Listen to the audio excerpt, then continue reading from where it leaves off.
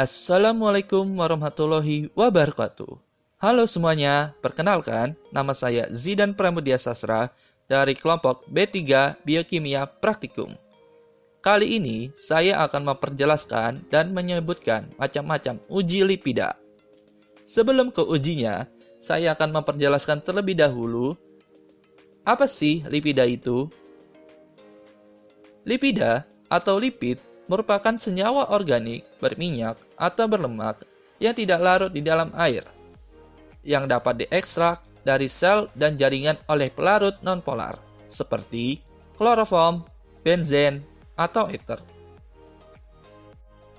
Lipid disimpan di dalam tubuh dalam bentuk trigliserida. Lipid dikelompokkan berdasarkan struktur dan karakteristik nonpolarnya, menjadi lemak, lilin, fosfolipid, sphingolipid, glikolipid, lipoprotein, dan vitamin yang larut di dalam lemak. Apa saja sih macam-macam uji lipida itu? Yang pertama, ada uji kelarutan yang bertujuan untuk mengetahui tingkat kelarutan lipida terhadap berbagai jenis pelarut organik. Untuk uji kelarutan, bahan-bahan yang digunakan yaitu sampel yang terdiri dari gliserol, mentega, margarin, lemak atau gaji, minyak goreng, dan pastinya membutuhkan reagensia yang meliputi ether, benzen, aseton, etanol panas, kloroform, dan aquades. Selanjutnya, tahap-tahapannya. Yang pertama, masukkan ke dalam tabung reaksi masing-masing 100 mg sampel. Lalu, tambahkan masing-masing tabung 2 ml pelarut dan aquades. Kocok kuat-kuat selama 2 menit, kemudian diamkan selama 10 menit. Kemudian, jika hasil kurang jelas, ambil 1 tetes larutan, kemudian teteskan di atas kertas saring. Lalu, keringkan dan perhatikan adanya bercak. Selanjutnya, ada hasil uji kelarutan. Sebelum itu, kita harus tahu nih, bahwa lemak yang bersifat nonpolar hanya bisa terlarut oleh organik yang nonpolar juga. Nah, apa aja sih sampel yang digunakan termaksud nonpolar? Itu ada minyak goreng, mentega, margarin, dan lemak. Sedangkan pelarut yang digunakan yang bersifat nonpolar ada ether, benzen, aseton, dan kloroform. Selain yang disebutkan, berarti pelarut itu bersifat polar. Jadi, bisa dilihat di tabel yang larut hanya memiliki sifat yang sama. Nah, sekarang uji yang kedua, yaitu uji pembentuk emulsi.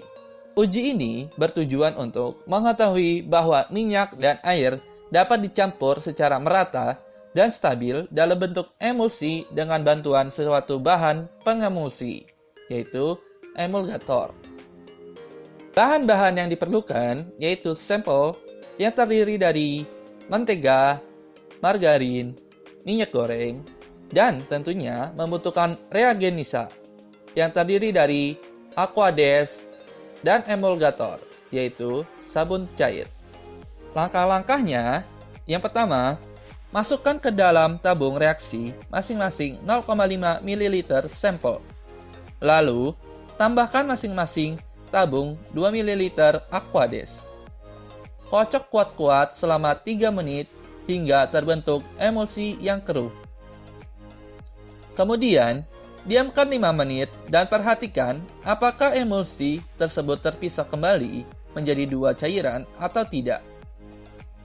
Lalu, ulangi percobaan dengan menambahkan 1 ml sabun cair. Kocok kuat-kuat dan biarkan lagi selama 5 menit.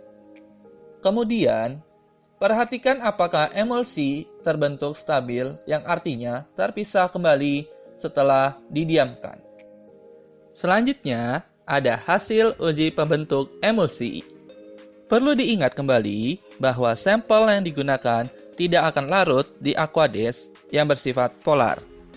Dan diketahui bahwa minyak goreng, mentega, margarin ini mempunyai masing-masing keseimbangan hidrofilik lipofilik atau HBl yang berbeda-beda. Oleh karena itu, jika sampel diberi emulgator, maka kestabilannya berbeda-beda seperti waktu yang tertera di dalam tabel. Untuk uji yang ketiga, ada uji Salkowski yang bertujuan untuk mengetahui adanya kolesterol dalam suatu sampel. Bahan yang digunakan ada sampel yang terdiri dari larutan kolesterol, mentega, margarin, minyak goreng,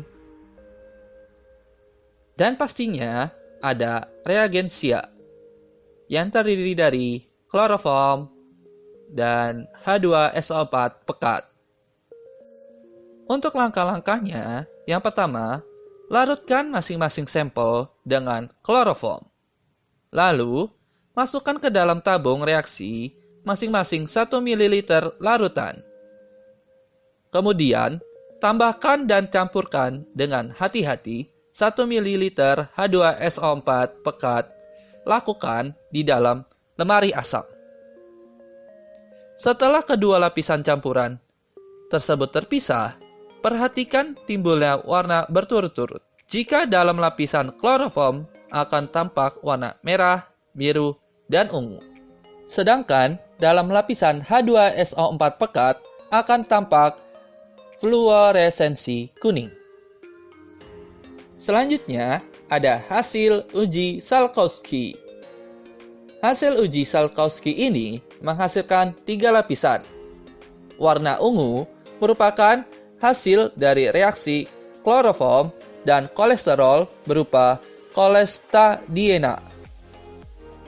Fluoresensi biru dan merah merupakan hasil dari kolestadiena dengan asam sulfat yang berupa asam sulfonat. Warna kuning merupakan sisa asam sulfat yang tidak ikut bereaksi. Hasil positif dari uji Salkowski ini ditunjukkan oleh larutan kolesterol dan minyak goreng. Karena uji Salkowski ini hanya memberi warna pada larutan yang mengandung kolesterol. Nah, sekarang uji yang terakhir nih, yaitu uji penyabunan. Uji ini bertujuan untuk mengetahui bahwa minyak dan soda, NaOH atau KOH, dapat membentuk sabun. Bahan yang digunakan ada sampel yang berupa minyak goreng dan reagensia berupa kloroform. Langkah-langkahnya, minyak goreng, lalu masukkan 5 tetes minyak goreng ke dalam tabung reaksi.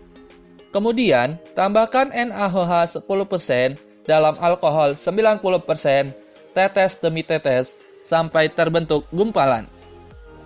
Kocok lalu sumbat tabung reaksi dengan kapas. Kemudian, panaskan dalam pemangas air selama 1 menit. Dan amati terbentuknya sabun berupa gumpalan. Selanjutnya, ada hasil uji penyabunan. Minyak yang memiliki gugus karboksilat akan bereaksi dengan soda, NaOH, atau KOH dengan membentuk suatu garam karboksilat yang larut dalam air. Garam ini kita sebut sebagai sabun. Makanya, pada gambar terlihat terbentuknya sabun. Terima kasih. Wassalamualaikum warahmatullahi wabarakatuh.